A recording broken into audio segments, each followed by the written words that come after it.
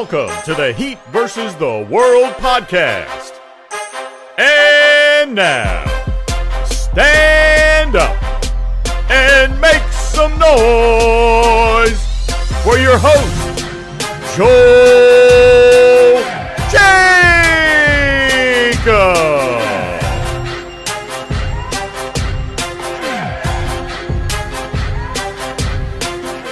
What's going on, Heat Nation? Welcome back to another episode of the Heat vs. the World podcast. As always, I'm your host, Joel Jacob, and today with me, I got Kay and Cheyenne, and today we got a lot to talk about because the Heat are on another winning streak yet again.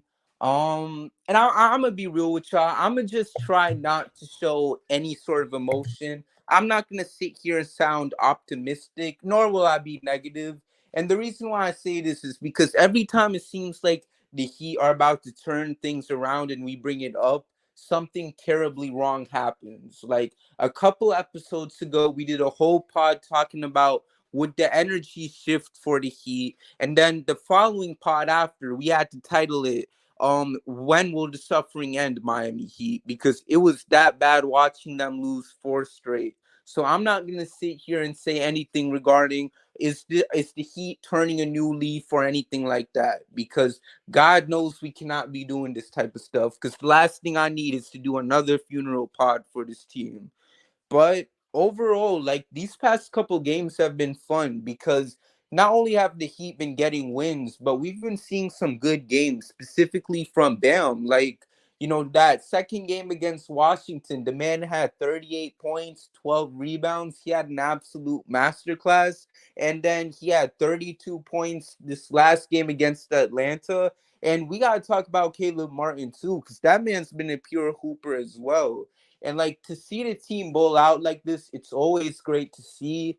But like I said, I'm not going to get too excited. I'm not going to sit here and gas it up too much because honestly, we don't know what is going to lie ahead of this team, especially with the tough schedule coming up, which we will talk about as the pod goes on. But, like, focusing on this past week, like, what has been going through y'all's minds? Like, y'all feeling good? Y'all feeling on edge still? Because, you know, I know we're still below 500. Like, what are the emotions that are running through y'all's minds? And we'll start off with you, Shai. I think that we just have to take it day by day. Like you said, I'm not going into this week hoping for a 4-0 run, or like it would be what, 7-0 run. I just want us to play good basketball. I want the chemistry that they've been having to show up this week the same way that they've been playing. Bam has had great games. Like, it feels like I'm looking at a whole different Bam. And because of that, I almost don't want to give them too much credit, because it seems like the more we hype them up, the more we get excited. It's like they feel our energy and they just like shut it all off. I don't know. I guess it gets them too hyped, too excited, but they play better when we kind of, you know, talk a little noise. But I've definitely been loving every minute of it during the game. But as soon as the game goes off, I think that reality check of like, we're a great team, but it's just still needing a little bit more of that consistency, especially with Jimmy being out right now. It's just like a mess in terms of like what we can expect. Like, I really don't know. It's a coin toss at this point. I agree. And what's on your mind, kid? I mean, I'm typically more optimistic than most people, man. But I'm also a realist. I like to consider myself an optimal realist, and I never buy into the doomsday rhetoric. When the team does well, I praise them, but when they do bad, I call them out. However, I never buy into the doomsday rhetoric would be my overall first point there. And I said all that to say I'm tempered. I'm actually encouraged by what we've seen over the last couple of weeks, or the last week or so, actually, and hear me out. Now, there have been a couple, you know, we were on that skid, and there were a couple of close games that we should have lost, or games that we had leads and we gave them up. And that's a problem. Yeah, that's a problem that needs to be addressed. But what you all have to consider is that we were doing that in large part without Tyler Hero. We were doing that without Jimmy Butler. And as you guys have both mentioned, something you also haven't mentioned, we did that while also watching them have other guys step up that we've been asking for more from, whether that be Bam Adebayo, whether that be Kyle Lord, whether that be Caleb Martin.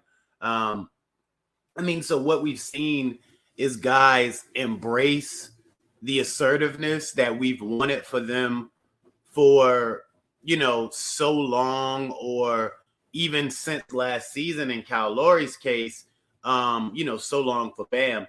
But it's a situation where you just have to see them continue to be that as we get fully healthy. And I think you look at Tyler Hero's reinsertion into the lineup as a barometer or litmus test of sorts there. And of course, you have to have your full complement of pieces before you begin to make anything, declarative or for certain. But you're seeing Tyler Hero adjust, as well as you're seeing the other guys adjust with their aggressiveness, continuing to be that way, while Tyler Hero is actually deferring, or Tyler Hero is actually showing an evolution in that it's not all about him. Now, there's still a lot of that there. And that's what makes Tyler Tyler. So we don't want to take that away from him, but we have to find a fine balance with him. But you're seeing them, both sides in this particular example being able to adjust to each other and make it successful. Again, there have been some close games that we haven't been able to pull out, but there's also been some games that we have been able to pull out.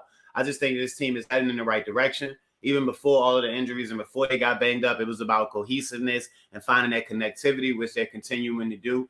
And I think that this Miami Heat team is showing good signs. The thing about the Miami Heat is they never come into the season with one particular philosophy. It's always a mesh, a hodgepodge, and Spo having to figure out exactly what he'll do with that particular group, of course, with his core pieces and the core principles being the same. But that's what's happening, and you're seeing guys finally do those things. And once they get fully healthy, I think you'll see this team take off and be what they'll be. Like I said, overall, I'm encouraged. I mean, I commend you. I commend you for being so positive and putting such a positive twist on that outlook of this team right now, because I can't say the same. And the reason why I say that is, like, I'm glad you brought up Tyler Hero and everything. I guess I'm worried that, just seeing how he's been playing after being out 4 or 5 games, trying to mesh into what they already kind of recalculated without him. I'm worried that when we add Jimmy, it's going to be a whole nother jumbo of recalculation going on. And I feel like with our Heat, we constantly recalculating due to injuries, or most of the time we're recalculating because a role player has gotten a different role, and we're just needing that specific person to play a different type of role or whatever. But I don't know. I'm just shocked that you're not a little bit worried about how Jimmy will fall back into things.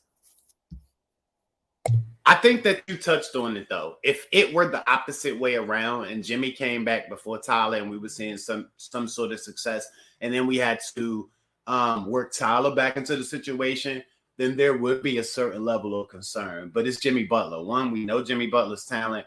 We know Jimmy Butler's mentality. And then third, on that particular front, we've actually seen Jimmy Butler come out and be just as impactful on the game, whether he's scoring the ball, whether he's rebounding the ball, whether he's assisting, whether he's making plays. So I feel like Jimmy wants to win. Jimmy can turn it on whenever he wants to, and Jimmy can impact the game in a myriad of ways. So it shouldn't be as big of a deal for him to assimilate back into the lineup as if it were for anybody else. And again, Jimmy, I feel like, is the closest thing right now, besides Udonis, and that's a different situation. And you have a little bit of that with Kyle Lowry, but Jimmy's probably the closest thing to like a coach on the floor, in that not only does he know the business, but he has the assertiveness and the respect to be able to tell guys, hey, do this. So I think with that mentality, he'll also be able to see what's going on and just find his spots and give the team what they need. Again, if it were anybody besides Jimmy and maybe even Kyle Lowry, I would be concerned. But because it's Jimmy Butler, I'm not as concerned about that. No, that's valid. I have a question for both of y'all now, just because of what you just said. So because Jimmy is Jimmy, and he could turn into the playmaker, he could be the whole offense of the night. He could do all these different things, even coming off of injury, etc. would you play Tyler and Jimmy in at the same time after this, after they're both coming off injuries, personally? Because I wouldn't, just because they're both readjusting. You know, that's tough. I feel like knowing the Heat, I feel like the team themselves probably would, but I definitely see the argument for why they probably shouldn't, especially when you see the way how the team has been doing right now. I mean, for me personally, it's all about, as you mentioned, Kay, how can this team adjust, once these guys come back? And I don't know, like Tyler came in this game against Atlanta and he had a triple double, and he wasn't out here scoring like crazy, but he was still able to feed other players, and that's why he got the triple double in the first place. Like, I think he had like 10 or 11 assists, to say the least. And when he's out here doing his thing, being a playmaker, it's great for the squad. And then the same thing goes for a guy like Jimmy, because I know when you were mentioning all that, you were referring to Jimmy specifically, and that's what he's all about. Because I remember when he first came to Miami, and I remember thinking to myself, like, man, like, why can't he have like monster games in the regular season and stuff? Because when we landed him, I'm like, okay, we got our star, and we should see more exciting games like that. But the thing with Jimmy is that even if he's in a situation where he's not going to be that guy to take those type of shots and score like crazy, he's still going to help feed those other guys and get them going. So it's like, even with Jimmy and Tyler both in the lineup, I don't think it would make too much of a deal. Now, I'm definitely fine with either or, because I definitely see where you're coming from with it, Cheyenne, because I think with them coming off of injuries, specifically Jimmy, like it would be cool to see them kind of work their way up, and whether if it's having them come from the bench or do whatever. But knowing what this team is about, and from my own assumption, I feel like that's probably not going to happen. And that's cool too, because at the end of the day, like I mentioned, I feel like they should be able to easily adjust. And, it should go smoothly for Miami, assuming that we see both Jimmy and Tyler come this next game against Boston. So. I mean, I've been this way since the beginning of the season, and I hope both of you guys remember it. Tyler should be still playing off the bench. He should be playing 25 to 30 minutes off the bench, point blank, period. The team operates more efficiently with him on the bench. You can maximize him and Jimmy both if you stagger their minutes. Of course, they're going to be minutes where they're playing together. Crunch time minutes, you want your best players on the court, and there's no world where Tyler Hero isn't one of the best 4 players on this team. However, when you think about everything we've talked about, when you think about deployment, when you think about Tyler Hero's ability to not only go get his shot from anywhere on the court at all 3 levels, but now with the ability to be a prominent playmaker, why are you clipping his wings? Don't you want the ball in his hand with him having the ability to make the decision at every given opportunity?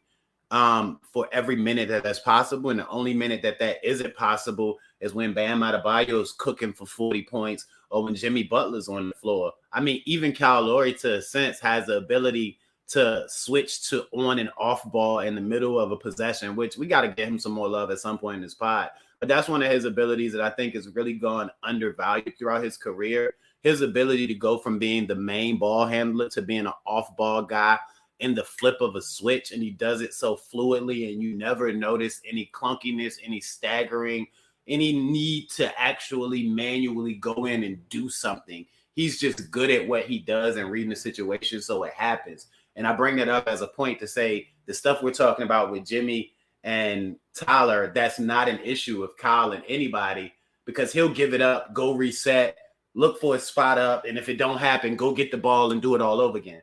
But you're just looking at a situation where the team as a whole operates more efficiently if you're giving both of those guys that equal reign on the rock, because both of those guys, not saying they're not capable of playing with each other, because as I mentioned, at some point they will be playing with each other in each individual game, crunch time and the end halves, or maybe to open halves if the third quarter continues to be a bugaboo as it has been traditionally for the Heat. but you're looking at a situation where you don't want to clip their wings. You want both of those guys to be able to maximize their full array of skills, the full threat that they present to defenses. And the best way to do that is to allow Tyler to do what he did last year, be a top 25 scorer and play starters minutes off the bench for the Miami Heat. And I've been that way since the beginning of the season. Right. And like I just want to chime in on that because I feel the same way too regarding Tyler coming off the bench. I mean, will we ever see that happen? I don't know because I know for the team they just feel like keeping him as of right now as a starter would probably be the best option. Do I agree? Honestly, no. Because at the end of the day, you mentioned it perfectly, Kay. Like if he's still going to be able to play the same amount of minutes, but he's doing it off of the bench, then there should be nothing wrong with it, because at the end of the day, with our starting lineup, there's going to be guys that are going to be wanting their shots. So to add a guy like Tyler in that starting lineup, a guy who also wants shots of his own, like it's going to make things a lot tougher. And I mean, there have been times where the offense has been looking a little off, in some of these early games for the Heat. So for him to come off the bench, I feel like people look at that and they think of it as an insult, but it's really not, because at the end of the day, like we mentioned, he's still going to play the same amount of minutes that he would play if he was a starter, but people want to make it like it's a huge insult just because they don't see his picture in the starting five graphic that the Heat put out 30 minutes before the game starts. And it's really not, because at the end of the day, he's still an important part of this team. There's a reason why the Heat continued to promote him, especially last year when he was coming off of the bench, because everyone knows how valuable he is to this team. We've seen that. But, for the people who don't see it that way and feel that him coming off the bench is an insult, like, you know what? I honestly just don't get it, because as we've already mentioned, you're getting the same minutes as before. You're still having a valuable role on the squad, and you're able to dominate on that second unit. And right now, I know some concerns have been, the Heat don't have the best of depth, which has been shown in a couple games here and there. And if you were to have a guy like Tyler, who's so good at getting buckets, come off the bench while letting that first unit cook, I mean, there would be nothing wrong with it. Overall, I do accept whatever the Heat do, but even if he is to come off of the bench, like, I don't think there should be such discourse over it, because it's not like nobody's trying to take a knock on him and everything he's accomplished, because he's still a very important player to this team. Like, he's still the third best player on the squad behind Jimmy and Bam, so that's all I really have to say about it regarding Tyler. And regardless of what happens with him, whether if they change it up, and that's the PSA for this pod specifically, like, do not let a player being on the bench or being in the starting lineup, read something else, because at the end of the day, all of these guys are still valuable, all 15 of these players. And there's a reason why when we see a certain guy go on the injury report, we panic. We don't do this specifically with the starters, but with our guys off the bench too. Like, we can't afford to have a guy who, let's say, who comes off the bench for us. Guys like, well, you know what? I ain't going to say Deadman, because I know people have their opinions about him. But, if another guy like Strus, when he comes off the bench, hypothetically speaking, if Hero was to come off the bench or whoever, if one of those guys were to miss like a week or just a couple games in general, Heat fans would be upset about it, because they know the value they have to this team. So overall, like, with Tyler coming off the bench, I'm fully for it. If the Heat choose to keep him in the starting lineup, I've always trusted Spo, and I'm not going to stop trusting him now. But that's basically just my 2 cents on that situation. So, like, just to tie a button around that, first of all, Dwayne Dedmon has been great. So, excuse my French, everybody's opinion, because I said that we were just asking him to do too much in the beginning of the season, which leads to my next opinion, which we were. Because if you look over the last couple of games, even wins, losses back to the Suns game, in the freaking Suns game, in the late third period, into the fourth period, we were down by 7 points. Who was it that made a big defensive stop in between 2 big threes that he hit to keep us in that game. Dwayne Dedmon, but nobody's going to talk about that. Everybody just going to try to hit on him every chance they get. Anyway, he comes in for 10 to 18 minutes a game, and he gives you every freaking thing he got. He always plays hard, and if you make mistakes because you're playing hard, I can live with that. If you make mistakes because you're being stupid, that's one thing. But if you make mistakes because you're playing hard and you're giving me everything you got and then some, I can absolutely live with that. And that's all Dwayne Dedmon does on a nightly basis. And I'm done with that particular situation. Okay. When you look at starting Tyler Hero and playing him off the bench, it's not only just about him. It helps the team run more efficiently in that when he's starting, you have to play Max off the bench. And you have to play Max, Gabe, and Duncan together because Duncan has kind of worked his way back into the rotation. Well, Max and Duncan, they're both elite shooters, and you're getting the most out of both of them when you can get them both as many good and clean looks at the rim as possible from deep. What playing Tyler off the bench also allows you to do is start Max and get as many good looks off of Tyler drives for Duncan as you can. Now, that also leaves Gabe Vincent, who can get his looks off in that second unit and can also come over and run some point when you run some action for Tyler. But it just helps everybody maximize what they do better in their roles if you have Tyler as that point man off the second unit. Now, when it comes to how the Heat actually deployed that, the Miami Heat run a certain way. We all know if you work your way into it, they'll give you that shot, which is what I believe Tyler did. They gave him the bread. They clearly thought he was worth the money. They hesitated, but they gave it to him. But he got the starting job, and we know they just don't give things away. So if he did that, then he earned it in camp and what they've been seeing. Okay, now at this point, it's always team and winning over everything else for the Miami Heat. You earned it. We gave it to you. We gave you the money. You see that we care. You see that we value. You see that we want you. You see that that's what the situation is. Okay, now that all that's out the way, we got to worry about winning because that's what we do it for. And in order for us to win at the highest level, now you have to come off the bench. We tried that. That ain't working best for us. Now let's try this. And I think that's what we're experiencing. That goes back to that whole situation of how I said the Miami Heat are an amoeba. Year to year, they come in and kind of have to tinker and tweak what they do. And that's a part of what makes Spo so great. Before we continue on the convo, I just want to quickly say, because of our sponsors, NBA fans, the NBA action is just getting started, and so are the incredible offers at DraftKings Sportsbook, an official sports betting partner of the NBA. New customers can make any $5 NBA pregame moneyline bet and get $200 in free bets if your team wins. And check this out. Right now, everyone can earn up to 100% boost with DraftKings Stepped Up Same Game Parlays. So go to the DraftKings Sportsbook app, place the same game parlay, and combine multiple bets like which team will win, total rebounds, total points scored, and more. And these next two games for the Heat are against the Celtics. It's not going to be easy. However, because I always got to pull for my team no matter what, I have the Heat winning both games because frick it, why not? And with payouts bigger than ever, DraftKings Sportsbook is where I go to bet on the NBA.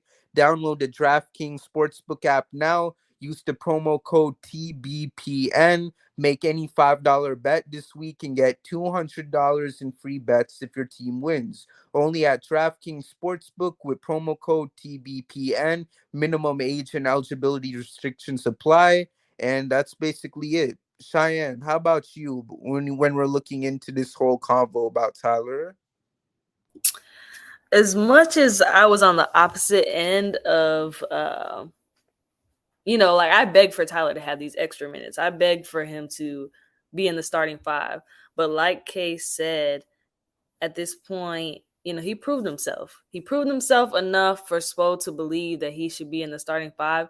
We tried it out. We gave him a fair shot with it. But now it's about what's best for the team. It's just not working. And it pains me to say that because I wanted so badly for him to be, this to be his season. And not to say that it's not, but I'm just starting to notice myself that, he is an off the bench elite player, and that's nothing to be offensive. Like, it's not offensive, but I know that, he would take it that way. I know that, any Hero fans are taking it that way. Like, oh, y'all don't believe in him. And it's not that, but it's If we want to win, we got to go with the statistics of it. He plays better when he comes in as that sixth man. I mean, he's literally sixth man of the year. I don't know if everybody forgot that, but I just feel like we just got to go back to the basics on this one. Overall, it goes back to what we said before about how we just got to trust the Miami Heat. We just got to let the Heat take care of it and just see that Spo will be able to understand what works and what doesn't. So even if he chooses to keep Tyler in the starting lineup for the whole season, I mean, obviously he sees something that we don't. So it's like, we'll ride with it. And that's basically all there is to it. And Kay, you mentioned in the chat, he's the super supreme Big Lou Williams. And you know what? Like, let me say it like this, because I think it was like the very first Miami Heat pregame show we did this year, where I think it was George who asked that question, like what player would you compare him to? And I didn't feel comfortable enough to compare him to a legit star, because we didn't know for sure what we were going to get from him this upcoming season. So I just simply said Lou Williams, because at the time it just seemed like the fair bet to make, because we know for sure if there's anyone whose game he has that's similar to a certain guy, like it's Lou Williams. And that's not an insult at all, because that's what we've seen in the past. And does he have the potential to be a star, to be one of the best players in this game? For sure, and that's why, like, when we say what we say about Tyler, it's not an insult, but we're just simply calling it like how we see it. And hopefully we can see more from him. I know we've all been skeptical about him being starter. Like, Cheyenne, you mentioned it yourself. Like, you've been one of the biggest Tyler Hero, what's the word I'm looking for? Tyler Hero starter supporters. And even now you're mentioning like it's probably better for him to come off the bench. And honestly, he'll thrive no matter what. And right now I feel like, as I mentioned before, and I'm gonna say this and then close this topic out completely. Overall, I just see him coming off the bench and see that being the better fit for him, because there's not much people he has to fight for to get the ball, and he'll just be able to do his very best when he's coming off of the bench compared to having to play with other guys who might need the rock. And even when he does play with guys who do need the rock, whether if it's guys like Jimmy or Bam, and you guys mentioned it, when it comes to crunch time, like, it's not going to matter, and we'll still find ways to succeed. And it's always been like that. But overall, that's just how I feel about it. And, I'm glad to hear y'all thoughts about it as well. But now let's move on to these next two games for the Heat, as we got two games against Boston at TD Garden. And I'm a little scared, to say the least, but Jimmy is coming back, and at least I think he's coming back. Nothing's confirmed just yet. But I do have to mention, the last time Jimmy Butler played a game at TD Garden, y'all know the rest. That man had 47 points, and that man showed the whole world that he's the iconic player that we've always known he's been. So I'm not saying he's going to have the same performance, but it's a random fact I wanted to sprinkle in on there. So overall, like, what is y'all's opinions for these next two games for the Heat? And what are y'all going to expect from Miami? Because some people are a little scared, especially because Boston has been red hot. Like, we're over 20 games into the season, and the Celtics have only lost 4 games.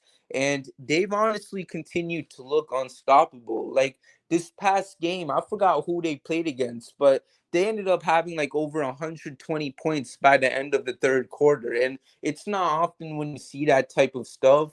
Now, for Miami, we know that this is a team that's going to be ready for whoever.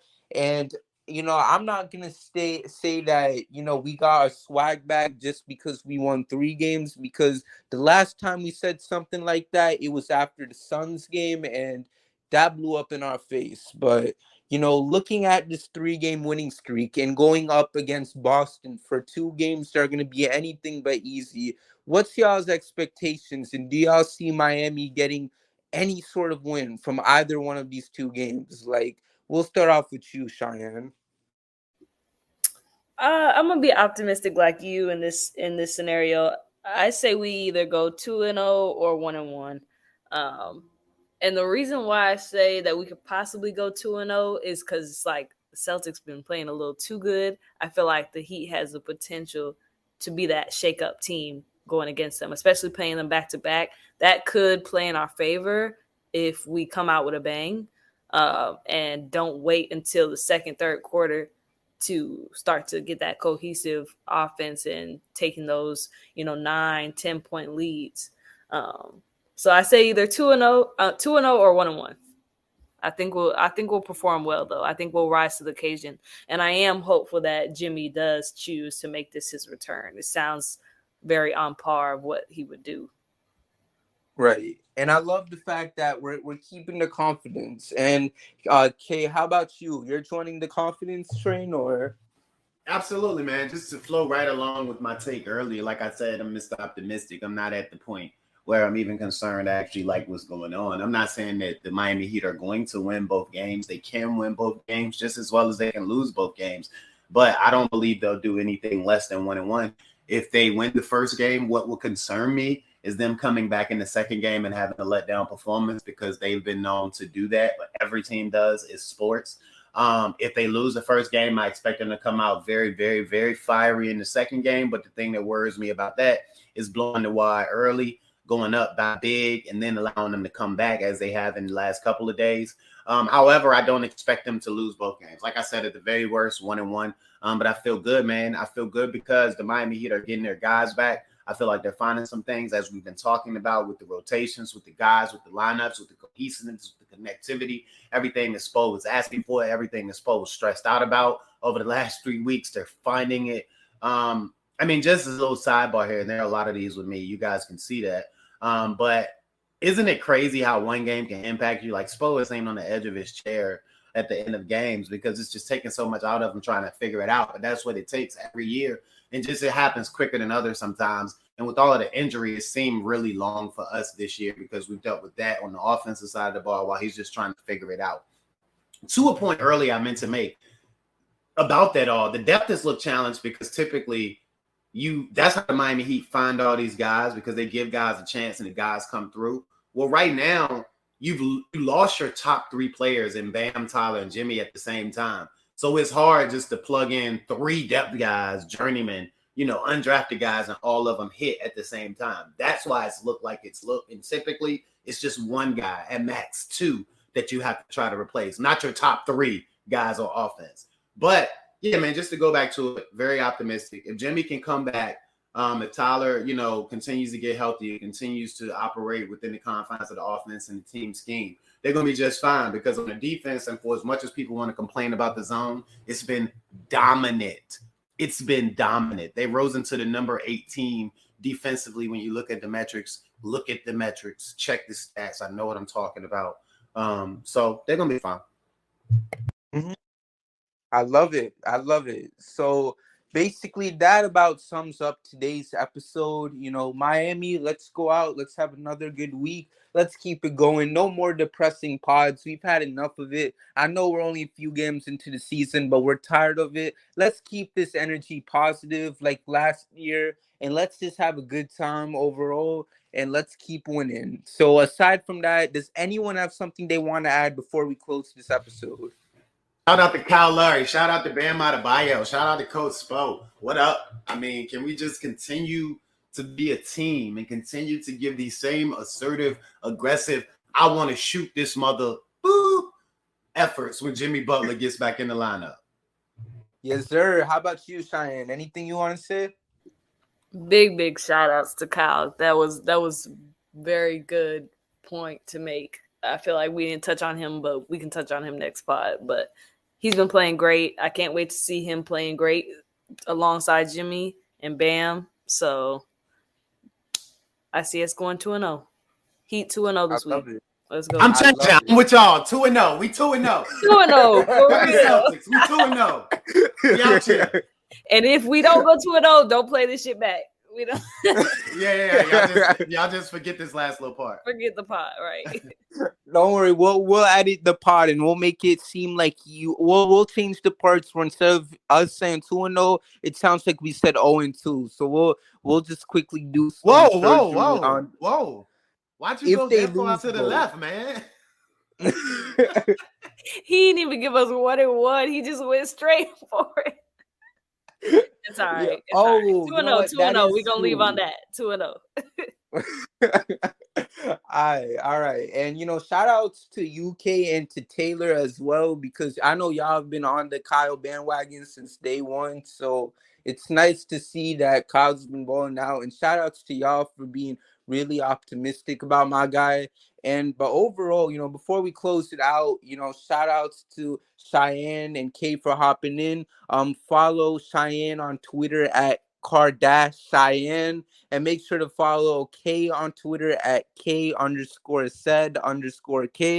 And make sure to follow me too at JoelKJacob_, and make sure to follow Heat vs. the World at HVTW Podcast. And you can follow us on every single platform possible. And make sure to subscribe to the YouTube channel at Heat vs. the World. Make sure to check out our extension show, Culture Shock, featuring Cheyenne. They got all types of content that's going to be coming out soon. And overall, it's going to be a fun season, hopefully, if we can get some wins. So y'all do not want to miss our content. But aside from that, thank you all for tuning in to today's episode. And until next time, Miami Heat fans, we are out, but hopefully we can get some wins coming in soon and we can really have a fun time this season. Aside from that, hit my music, because we out. Thank you for listening, and we'll see you next time with a brand new episode of the Heat vs. the World podcast.